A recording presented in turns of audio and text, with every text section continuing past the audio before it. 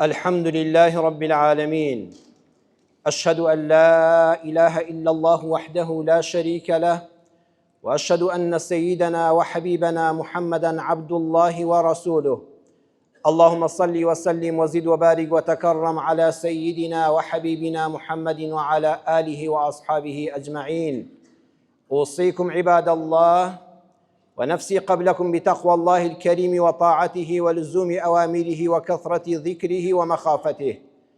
يا أيها الذين آمنوا اتقوا الله حق تقاته ولا تموتن إلا وأنتم مسلمون. ئیمانداران و خواناسانی زۆر بەڕێز، هەمومان بە دڵنیاییەوە ئەهلی ئیمان چاوەڕێی چەند سەعاتێکی ترین بۆ بینینی مانگی یەکشەوە، مانگی پڕ بەرەکەتی ڕەمەزان. بەویستی خوای پەروەردگار هیممەتی بەرزتان ماڵەکانی خوا لە پێشتر ئاوەدانتر دەکاتەوە. ماڵەکانی خۆشتان بە تاعەت و عیبادەت گەرم و دڵگوڕترکەن، چونکە ئەم دنیا فانیە، ئەوەی تێیدا دەمێنێتەوە تەنها ئەم خواپەرستی و دینداری و مزگەوتەیە. شهر رمضان الذي أنزل فيه القرآن هدى للناس. رمضان كاتێکەوە لەناو هەموو مانگەکانی ساڵە بە تەنها ناوی هاتووە، هەر لەبەر ئەوە نییە تێیدا بە ڕۆژوو دەبین، چونکە ڕۆژوو لە مانگەکانی تریشا هەیە و خەڵکانێک بێدینیشن، ڕۆژانە مانگانە هەفتانە بۆ خۆیان داناوە کە هیچ ناخۆن، واتە ڕۆژوێک دەگرن. بەڵام گرنگی ئەم مانگە پڕبەرەکەتە کە دڵی هەمومان ڕۆشن دەکاتەوە نهێنیەکەی لە دابەزینی قورئاندایە. ڕەمەزان تاکە مانگە لە قورئانە ناوی هاتووە لەبەر خاتری دابەزینی قورئان، ئەو قورئانەی کە خوا دەفەرمێ هودە للناس، ڕێنمایی بۆ هەموو خەڵکی سەرزەوی تەنها و تەنها لەم قورئانە پڕبەرەکەت و بەخششەدایە. ئەمڕۆ خەڵکێک دەڵێ سەرمان لێ شێواوە یان سەریان لێ شێواندوین. ڕزگاربوونت دەوێ، چرای ڕۆشنی ڕێگای تاریکت دەوێ، کاکە لە ناو ماڵەکەی خۆتدایە، لەبەر دەستی خۆتدایە. هودەن للناس قورئانەکەیە، با هەمومان پەنا بۆ قورئان بەرین. ئەو قورئانەی کە یەک ئایەتی لە موتارەدا وەردەگرین. سوورەتی ئەنیسا ئایەتی 77 پەروەردگار پەیامی کورتی ئیسلام، پەیامی هەموو پێغەمبەرانە لەسەر زمانی پێغەمبەری خاتم صلی الله عليه وسلم محەممەد صلی الله عليه وسلم ڕۆحم بە قوربانی بێ، بە یەک بەیەکی ئێمەی دەڵێ بە ئەم جێبەجێکردنی بەس ئەم ئایەتە قورئانیە وەڵڵاهی ڕزگارمان دەبێت لەسەر لێ تێکچوون و لەسەر لێ شێوان، ژیانێکی بەختەوەر، قیامەتێکی ئاوەدان. ئایەتەکەش دەفەرمێ قل متاع الدنيا قليل والآخرة خير لمن اتقى.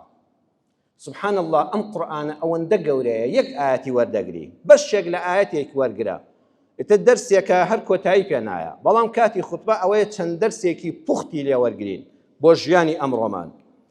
ئاگادار بن، ئیسلام ناڵێ دنیا هیچ نییە. ئێمە زۆر جا وشەیە دەڵێن وەڵڵا کاکە دنیا هیچ نییە، دنیا بۆ کافر باشە، سزنی موسڵمانە. ناوەڵڵا بەعکسەوە، دنیا زۆر بە نرخە، چونکە ئەم هەموو پێغەمبەرانە سەلامی خۆیان لەسەر بێ، هەموو کتێبە ئاسمانی و ئەم قورئانە، ئەم پێغەمبەری ئاخری زەمانە صلی الله عليه وسلم هەر بۆیە هاتووە دنیایەکی جوان نیشانی مرۆڤایەتیدا. ئیسلام ناڵێ خۆشی لە دنیادا نییە، نەخێر، دنیا مەتاعی زۆری تێدایە، خۆشی زۆری تێدایە، بەڵام ئەوەی پێمان دەڵێ ئاگادار بە قەلیل. قل متاع الدنيا قليل، بەس لەسەر وشەی قەلیل بوەستن. لە ڕەمەزان و غەیری ڕەمەزاندا زۆر لە خزمەت قورئاندا بن، بەڵام بە سەریعینە، لەسەر یەک ئایەتی بوەستە هەفتەیەک بیری لێ بکەوە، بە دوویدا بگەڕێ. وشەی قەلیل دوو دەرسی گەورەمان بۆ ژیان دەداتێ. یەکەمیان پێمان دەڵێ دنیا زۆر زۆر کەمە لە چاو قیامەتدا لە ڕووی خۆشی و چێژی شتەکانیەوە، زۆر زۆر زۆر کەمە. یەکێ پرسیار دەکەم مامۆستا بۆ ئەو هەموو زۆر زۆر زۆرە؟ بەڕێزان، قەلیل لە زمانی عەرەبیدا، لە زمانی قورئاندا یعنی کەم. قەلیل بۆ خۆی کەمە، ئەی ئەگەر بە نەکیڕەی لە ڕستەکەدا هات یعنی هەر زۆر زۆر زۆر کەم. خوا دەفەرمێ ژیانی دنیا و خۆشیەکانی لە چاو قیامەتە زۆر زۆر زۆر زۆر کەمە. متاع الدنيا خوای گەورە باسی وشەکانی کرد بەم شێوەیە عەرزم کردن لە خزمەت قورئانە لەسەر ئەلفلامێکی بوەستن. الدنیا یعنی بیهێنە بەر چاوت. کەسێک لە زەمانی حەزرەتی ئادەمەوە ژیا بێ، حتا نەفخی سوور لێ دەدا و دنیا کۆتایی پێدێت تەمەنی ئەوەندە درێژ بێ. هەموو شارستانیەتێک و حەضارەتێک و خۆشگوزەرانیەکی ئەم سەرزەویی چێشت بێ. هەموو وڵاتی سەرزەوی گەڕابێ لە ڕۆژهەڵات بۆ ڕۆژئاوا لە باکوور بۆ باشوور، کەەوە مەحاڵاتە شتی وامان نییە. هەموو ژیانی بەس خۆشی بەسەربردن بوو بێ.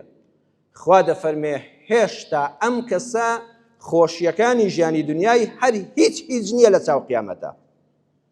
ئەمە هەر هیچ نییە، چونکە هێشتا ئەوەی دڵی دەیخوازێ بڕواتان هەبێ پێی نەگەیشتووە.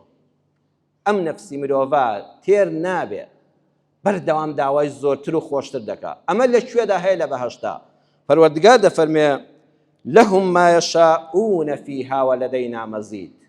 ئەتەوێ عەوداڵی ئەوەی چی خۆشیە و بە خەتەرەی دڵتا بێ ڕۆژێ دەستت کەوێ، هیچ ناخۆشیشی لەگەڵ نەبێ، مردنیشی لەگەڵ نەبێ، نەخۆشیشی لەگەڵ نەبێ، هەمووی چێژ بێ، ئەوە شوێنێکە پێی دەوترێ بەهەشت. لەوێدا لەهم بۆ ئێوەیە کاکە، خۆت پێکەم نەبێ، بە ئیزنی خوا ئێمە لەوانەین ئەهلی مزگەوت. بۆ ئێوەیە خەڵکینە، لە قورئانەکە لامەدەن شوێنی شتی تر مەکەون، بۆ ئێوەیە فیها لەناو ئەو بەهەشتەدا ما یەشاؤون، وەڵڵاهی چی بە خەتەرەی دڵ تا بێ حازرە لەبەردەستە. هەر ئەوەندە خوا دەفەرمێت لەوەش زیاتر وەلەدەینا مەزید. ئەوەی بۆ خۆشت بە خەیاڵتانە هاتۆ شتی وان بۆ ئامادە کردووی ئەوەشت دەدەمێ، هەر خۆت بیریشت لێ نەکردوێتەوە.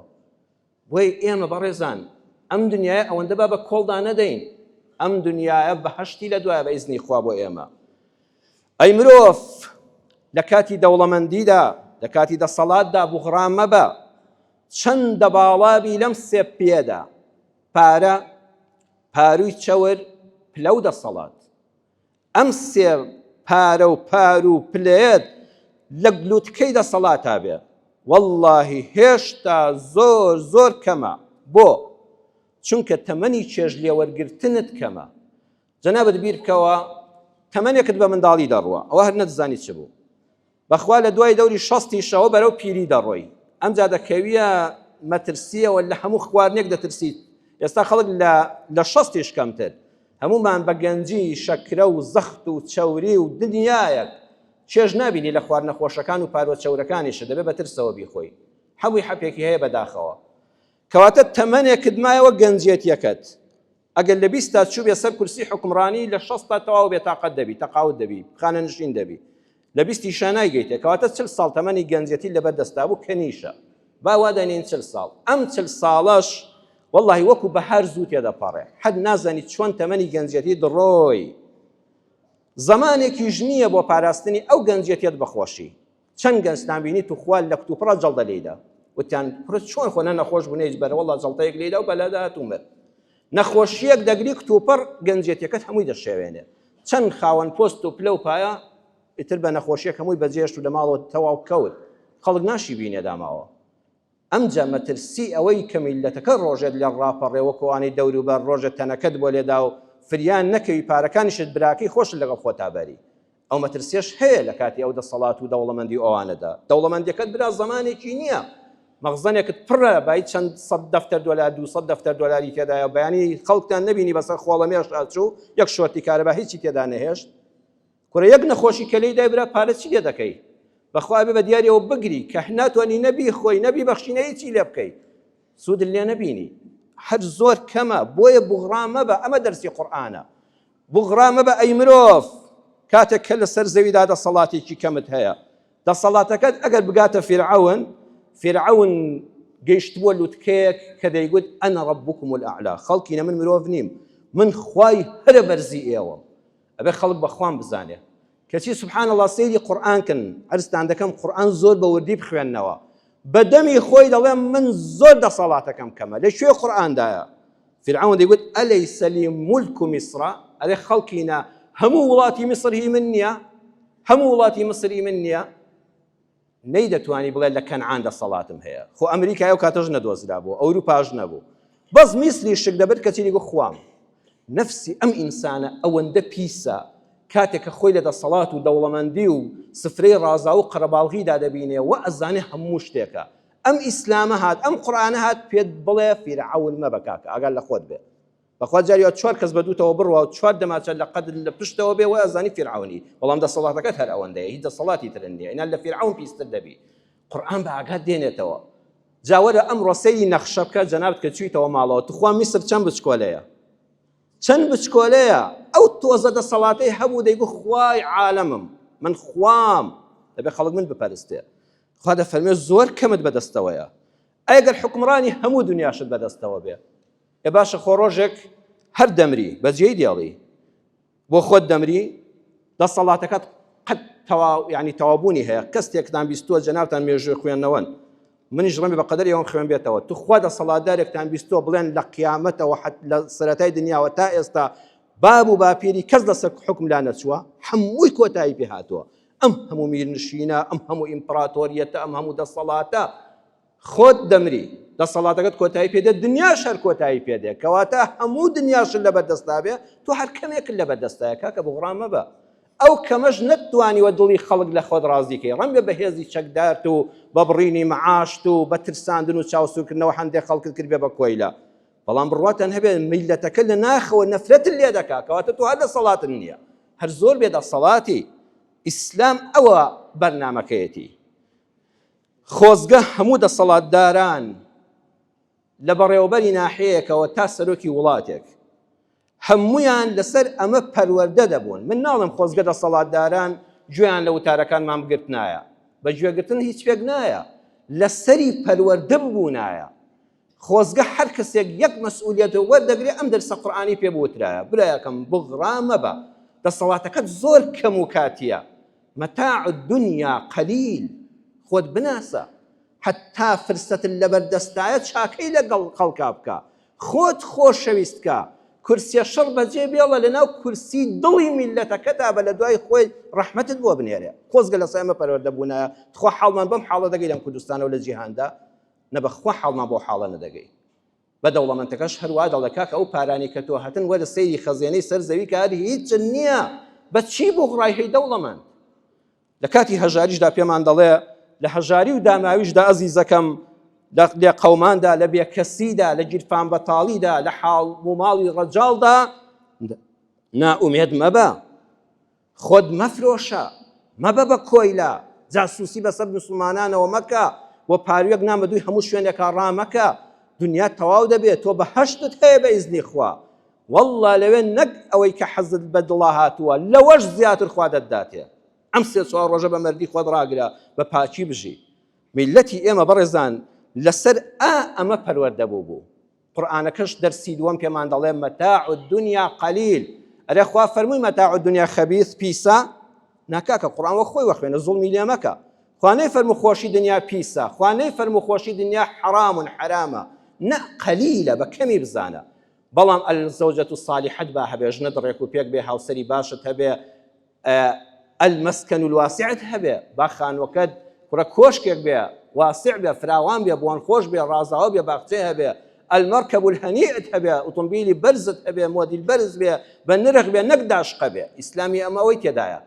بەڵام هەموو شتێک نییە، دنیا بە هەموو شتێک مەزانە و قیامەت لەبیر مەکە، والآخرەة خەیر لمن اتقى، بەخوا قیامەت بۆ ئێوەی متەقی و ئەهلی مزگەوت باشترە. کوردی ئێمە لەسەر ئەمە پەروەردەبوو بوو. زانایەکی پایەبەرزمان هەیە الحەمدولillah ئێستا لە ژیاندایە، شێخ محەممەد عەلی قەرەداغی کە زۆربەی تەمەنی لە خزمەت زاتی پایەبەرز جەنابی مامۆستا سامەلا عەبدولکەریمی بیارە بەسەر بردووە، زۆربەی تەفسیر و کتێبەکان ئەو بۆی نووسیوەتەوە، سەرپەرشتی چاپی کردووە. لە کتێبی ئیقتیران النەیڕەیندا لە چاپی یۆدەمدا لە چاپی دووەمیدا لە پێشەکی کتێبەکەدا باسی خۆی دەکا. ئەڵێ منداڵ بۆ ماڵمان لە تێکچەی قەرەداغ بوو، دەستم شکا، لە یاریدا لەگەڵ منداڵان کەوتم دەستم شکا، پیاوێکە بوو، شکستبەند بوو، جەڕاح بوو، دایکم بردمی بۆ لای، وتی کاکە عەبدولکەریم دەستی محەممەد هەڵبەستەوە، بەڵام توخوا وای بۆ هەڵبەستەوە دەستی لار بێ باڕێک نەیگرێتەوە.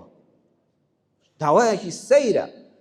دایک ئەڵێ ڕوحم بە قوربانت بێ، بە زوریا بە دەستی سەقەن نەبێ. دایکم وتی بە قوربانت بم کاکە عەبدولکەریم، هەرچیت کردو وایە دەستی بۆ هەڵبەستەوە دەستی خوار بێ. کە عەبدولکەریمیش وتی دادە ئامینە، پەنا بەخوا ئەمە یەکەم جارە شتی وا بیستم، بۆ دەستی لار بێ.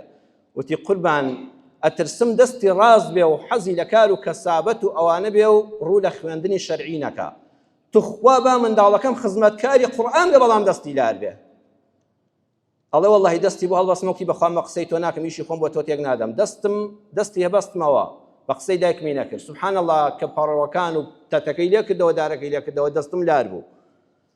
دەستم لار گرتوویەوە، خوار بوو. ئەم جارە هەر چەنداکەم هاواری کرد وتی ئەوە ئاواتەکەم بەجیاتەوە عەبدولکەریم دەستی شکانمەوە دیسان زۆر بە مەزبوطی بەستیەوە.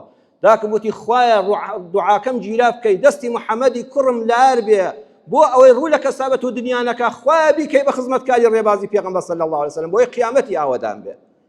دەڵێ سوبحان الله ئەم جارش کە پەڕۆکەی لێ کردەوە سەیەکەن دەستم هەر بەلاری گرتوویەتەوە. ئێستاش دەستی خوارە ئەو زانە پایەبەرزە و هەموو نووسینەشی بەو دەستەلارەوە نووسی. ئەمە تێکەڵاوبوونە لەگەڵ دنیایەکی ڕاستەقینەدا. منداڵەکانتان لەسەر ئەوە پەروەردە دەکەن، پێی مەڵێ دنیا هەموو شتێکە، دوا ڕۆژت بەوە ڕوون دەبێت کە قیامەتت لەبیر بێ. بەخوا کە قیامەتت لەبیر بوو خوا دنیایەکی جوانیشت دەداتێ. بەڵێ پێشینانی ئەم ئومەتە هەمیشە بە چاوی قیامەت تەماشای شتەکانیان دەکرد. لە صحیحی بوخاریدا هاتووە سەحابی گەنج دڵپڕ لە ئومێد، ژن بێنم، ماڵ و حاڵم هەبێ، باوکی منداڵ بم، دڵی دایک و باوکم خۆشکەم، هەموو خەونی ڕەوای گەنجێکە.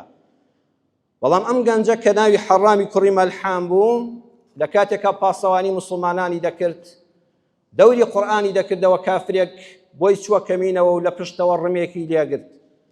ڕمەکە لەسەر پشتیدا و لە سنگەوە هاتە دەرەوە، هەموو سنگی دەرێنا. لەو کاتەدا کابرا کە لێ نزیک بوو گوێی لێ بوو، حەڕام هاواری کرد لە ناو چووم، مردم فریام کەون تیا چووم، نەوەڵڵا فەرمووی فست وەڕەبی الکەعبە، بردمەوە بە پەروەردگاری کەعبە، ئۆخەی بە ئاواتی دڵم گەیشتم. گەنجێک هیچ خۆشیەکی ئەم دنیای نەبینی، ئێستا بە دەستی کافر کوژرا، ئەڵێ ئۆخەی بە ئاواتەکانم گەیشتم و برمەوە.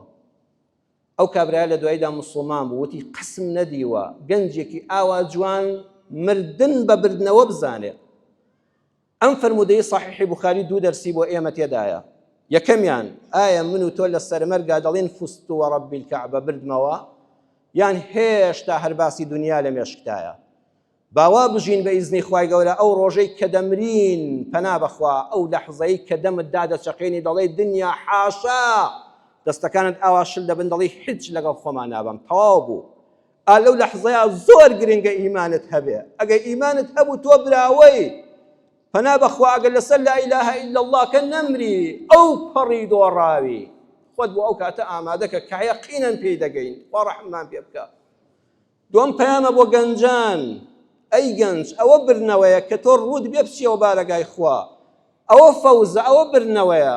ئای چەند مەراق دەخۆم، چەند خەفەت لە گەنجی وڵاتەکەم دەخۆم کە هاوار دەکا فڵان تیب بردیەوە، فڵان تیب لەکوێ لەو سەری دنیا، فڵان یاری چی شەڕ لەگەڵ هاوڕێکەی دەکا، ڕەفیقی خۆی کوشتووە لەسەوەی پێکەنینت هاتووە لەسەوەی فڵان کەس بدۆڕاوە، بەبێ ئەوەی کەس حیساب بۆ تۆ بکە. چێ ئەزانێت چۆ چێی؟ بەڕێزان دەوڵەتانی دیکتاتۆری بەس بە ئەوە خۆیان ڕادەگرن لە دەرەوەی ماڵەکان گرنگی بە ڕەقس و سەما. بەخوا کچە مۆدیلبازێک لە زۆر پرۆفیسۆری زانکۆ نرخی زیاترە، وای بەرز دەکەنەوە. ڕەقس و سەما و عەرەقخانە و بلیاردخانە و نێرگەلەخانە، وەی خەڵک بەنج و گێژ بێ، بیل لەوە نەکاتەوە سەرۆت و سامانی ئەو وڵاتە کێدەی خەڵکی لێدێ. لە ناو ماڵەکانی خۆشتاندا بە یاری تۆپی پێ و هونەر، وەرزش شتێکی زۆر چاکە بە مەرجە شەرعیەکانی. مێشکی مرۆڤ دەکاتەوە خۆشەویستی زیاد دەکات لە ناو خەڵکە، من لەگەڵ وەرزشام. هونەری ڕاستەقینەش ئاوێنەی میلەتە. بەڵام ئەم دوانە لە وڵاتی ئێمە و جیهانی ئیسلامیدا ناشرین کراون. هەموو ژیان دەبێتە هاوار کە فڵان کەس بردیەوە، دوایی بەس ماندووبوون بۆ ماوەتەوە ئەیدا ماوە فڵان کەس ئەکتەری فڵان شوێنە و ئەڵقەی 300 ئەڵقەی ژەهراوی کراوی بۆ ئەم میلەتە دانراو، وا ڕەمەزانت کاتان لێ دەکەم واز لە ئەڵقە بێنە کاکە ڕوو لە مزگەوت کە ئەو ئەڵقانە ماڵەکانی هەمووتانی شێوان، خۆت ناخێزانت خێزانت ناکچەکەت کچەکە ناکوڕەکەت بووکەکەت، ئیلا میکرۆبەکە کە هاتە ماڵەکەتەوە 3-4 ئەڵقە بەخوا دەتشێوێنێ وێرانت دەکا.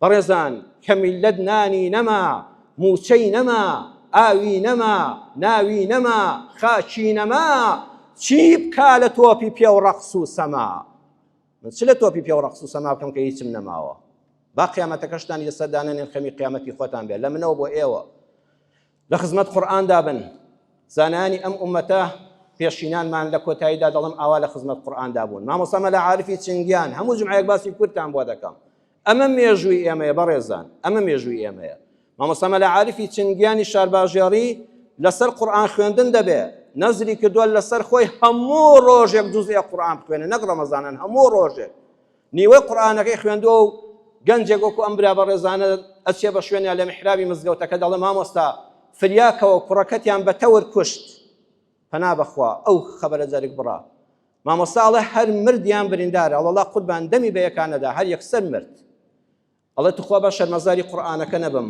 بڕۆن خەریکی شتنی کوڕەکە من و کفنی کەن حتا قورئانەکە تەواو نەکەم بەخوا بەجێی نایاڵم باش شەرمەزاری قورئانەکە نەبم لە نیوەیدا دای نەخەم و بەجێی نەیاڵم ئەو خەڵکە ئاوا لەگەڵ قورئان دەژیا تۆش لەبەر ئاڵقەکە خەمی ئەو تەراویحەتەکە ئەو ئیمامە بەڕێزانە بەو دەنگە خۆشە کە دڵ دەکا بە ئاو هێشتا دەڵی تەراویحەکە درێژە و مامۆستا کورتتر بێ بۆی فریای ئاڵقەکە کەوین داواکارم لە خوای پەروەردگار یا ڕەبی خوا بە ئاگامان بێنیتەوە خوای ئەم مانگە پڕبارەکەتە لە ڕێگاماندایە خوای حەقی مانگی ڕەمەزان بدەین خوای شەرمەزاری بەردەمی قورئانەکە نەبین یا ئەڵڵا شیفای نەخۆشەکانمان بدەیت یا ڕەبی خوای شیفای نەخۆشەکانمان بدەیت دڵبەخەمەکانمان دڵخۆشکەی منداڵەکانمان ساڵحکەی ئەوەی منداڵی نییە خوایە ئەولادی ساڵحی پێ ببەخشی یا ئەڵڵا ئەوەی منداڵی کێمی هەیە منداڵی زۆر و ساڵحی پێ ببەخشی یا ئەڵڵا دەستکورتەکانمان دەرگا ڕزق و ڕۆزی فراوانیان لێ بکەیەوە خوا رزق ورزق فراوان بسر هم لا يكمان أبريجي اللهم لا تدع لنا في هذا المقام ذنبا إلا غفرته ولا هما إلا فرجته